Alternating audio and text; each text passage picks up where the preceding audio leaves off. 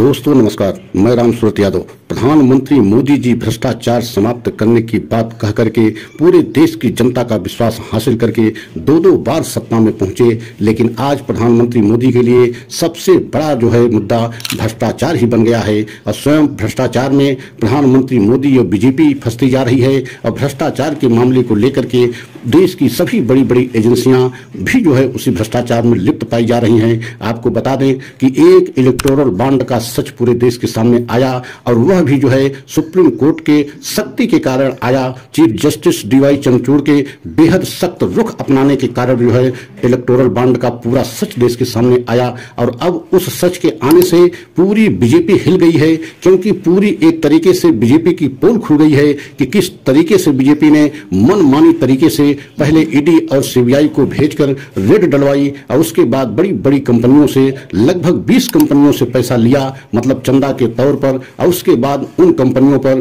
कोई भी ईडी और सीबीआई की कार्रवाई नहीं हुई। और अब तो यहां तक खबरें आ रही हैं, और एक बहुत जो है लेटेस्ट जो है एक घपला सामने निकल करके आ रहा है, घोटाला सामने निकल करके आया है। वह आरबीआई को लेकर के आया है कि क्या इस घोटाले में, क्या जो है इलेक्टोरल बॉन्ड के घोटाले में आरबीआई भी शामिल है। ऐसा हम इसलिए कह रहे हैं कि एक बहुत बड़ा मामला जो है कोटक महिंद्रा बैंक को लेकर के इस समय खुलासा हुआ है कि कोटक महिंद्रा बैंक के खिलाफ आरबीआई ने 2013 में जो है एक तरीके से मुकदमा कायम करवाया था, और कुछ कारणों को लेकर के, कुछ अनियमितता को लेकर के जो है महिंद्रा बैंक के खिलाफ जो है आरबीआई ने जो है मुकदमा कराया था। लेकिन उसके बाद ऐसा क्या हुआ कि इनका आपस में बाहर समझौता कर लिए, और समझौता के बाद वही कोटक महिंद्रा बैंक ने बीजेपी को इलेक्टोरल बॉन्ड के माध्यम से 35 करोड़ का चंदा दिया। कहीं इसका मतलब ये साफ दिखाई दे रहा है कि आरबीआई भी इसी घोटाले में क्या शामिल है। अगर ऐसा न होता तो कोटक महिंद्रा बैंक और आरबीआई का समझौता कैसे होता,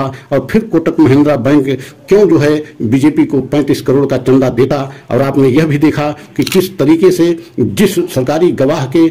जो है बयान पर आज पूरी दिल्ली के कैबिनेट स्तर के मुख्यमंत्री से लेकर के राज्यसभा सदस्य तक जेल में हैं, मतलब अरविंद केजरीवाल, और राज्यसभा सांसद जो है संजय सिंह, मनीष सिसोदिया जो डिप्टी सीएम थे, सत्येंद्र जैन, मतलब पूरी जो है दिल्ली के कैबिनेट स्तर के पूरे मंत्री इस समय लगभग बड़े बड़े सब जेल में हैं। और आपने देखा है कि जो शरद चंद्र जो है सरकारी गवाह बना है, सबसे पहले ईडी जब शरद चंद्र रेड्डी को गिरफ्तार किया था तो सबसे बड़ा सरगना और एक तरीके से शराब घोटाले का करता धरता और सबसे बड़ा जो है घोटालेबाज जो है शरद चंद्र रेड्डी को बताया गया था। लेकिन आपने यह भी देखा कि अब इलेक्टोरल बॉन्ड के सच को पूरे देश के सामने आने से किस तरीके से पूरा खुलासा हो गया कि शरद चंद्र रेड्डी ने 60 करोड़ रुपया जो है बीजेपी को इलेक्टोरल बॉन्ड के माध्यम से चंदा दिया, और वह भी तब दिया जब उसको मुलजिम बनाया गया, शरद चंद्र रेड्डी को आरोपी बनाया गया। उसके बाद शरद चंद्र रेड्डी द्वारा जो है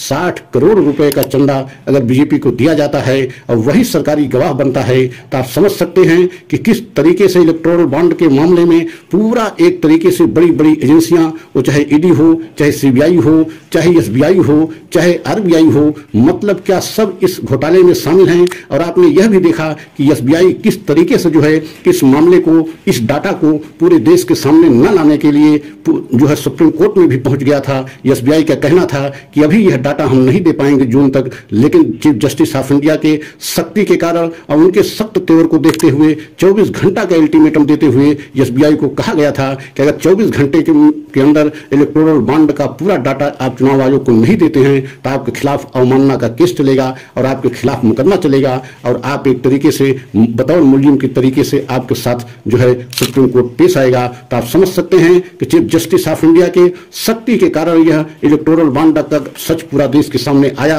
अब पूरे देश के सामने यह सच आने से पूरी तरीके से बीजेपी बैकफुट पर पहुंच गई। अब बीजेपी नहीं, प्रधानमंत्री मोदी के लिए समस्या खड़ी हो गई है कि भ्रष्टाचार समाप्त करने की बात प्रधानमंत्री कर रहे थे, लेकिन आज पूरी बड़ी बड़ी एजेंसियां और चुनावी चंदा स्कीम जो सबसे फ्रॉड एक स्कीम बनाई गई, उसके माध्यम से पूरी बीजेपी का एक बहुत बड़ा घोटाला किया है। और यही विपक्ष के नेता सब कह रहे हैं कि जिन 20 कंपनियों में पहले ईडी और सीबीआई की रेड पड़ी, उन्हीं 20 कंपनियों ने सबसे ज्यादा जो है बीजेपी को चंदा दिया। और जिस घोटाले में, शराब घोटाले में शरद चंद्र रेड्डी को आरोपी बनाया गया, वही आरोपी जो है 60 करोड़ रुपए का चंदा दिया और उसके बाद वह सरकारी गवाह बन जाता है। तो इसका क्या मतलब है कि क्या एक तरीके से शराब घोटाले को लेकर के पूरा सच जो है इलेक्टोरल बॉन्ड के माध्यम से पूरे देश के सामने आ गया और प्रधानमंत्री मोदी का जो एक तरीके से मिशन था कि हम भ्रष्टाचार समाप्त करेंगे, और आज प्रधानमंत्री मोदी ही पूरे भ्रष्टाचार में क्या फंसते नजर आ रहे हैं। आने वाले चुनाव में इसका असर पूरे देश पे क्या पड़ेगा ये चुनाव में पता लगेगा, लेकिन इतना तो तय है कि प्रधानमंत्री मोदी की और बीजेपी की इस पूरे सच को सामने आने से पूरे देश में छवि खराब हुई है। अगर हमारा वीडियो आपको अच्छा लगा हो तो लाइक सब्सक्राइब करें, कमेंट के द्वारा अपनी राय अवश्य दें। अगला वीडियो हम पुनः लेकर के आएंगे। जय हिंद, जय भारत।